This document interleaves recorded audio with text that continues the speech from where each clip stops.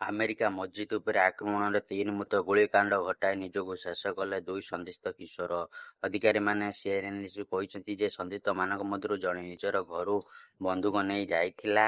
ସେ ନିଜ ଘରେ ଏକ ସୁସାଇଡ୍ ନୋଟ୍ ମଧ୍ୟ ଛାଡ଼ିଥିଲା, ଯେଉଁଥିରେ ଜାତି କିମ୍ବା ବଂଶ ଗୌରବ ସମ୍ବନ୍ଧୀୟ କଥା ଲେଖାଯାଇଥିଲା। ଆମେରିକାର ସାନ୍ ଡିଏଗୋର ସବୁଠାରୁ ବଡ଼ ମସଜିଦରେ ହମଲା ହୋଇଛି। ଏଠାରେ 2 ଜଣଙ୍କର କିଶୋର ଆଖିବୁଜା ଗୁଳିମାଡ଼ କରିଛନ୍ତି, ଯେଉଁଥିରେ 3 ଜଣଙ୍କର ମୃତ୍ୟୁ ଘଟିଛି। ପରବର୍ତ୍ତୀ ସମୟରେ ସେହି ଆକ୍ରମଣକାରୀମାନେ ଗାଡ଼ି ଭିତରୁ ମୃତ ଅବସ୍ଥାରେ ମିଳିଥିଲେ। ସିଏନ୍ଏନ୍ ଅନୁଯାୟୀ ଏଫ୍ବିଆଇ ସାନ୍ ଡିଏଗୋର ସ୍ପେଶାଲ ଏଜେନ୍ସି ଇନ୍ଚାର୍ଜ ମାର୍କ ଟେମିଲି କହିଛନ୍ତି ଯେ 2 ଜଣ କିଶୋର ସନ୍ଦିଗ୍ଧ ପରବର୍ତ୍ତୀ ସମୟରେ ସାନ୍ ଡିଏଗୋର ଇସଲାମୀ ସେଣ୍ଟର ନିକଟରେ ଏକ ଗାଡ଼ି ଭିତରେ ମୃତ ଅବସ୍ଥାରେ ମିଳିଥିଲେ।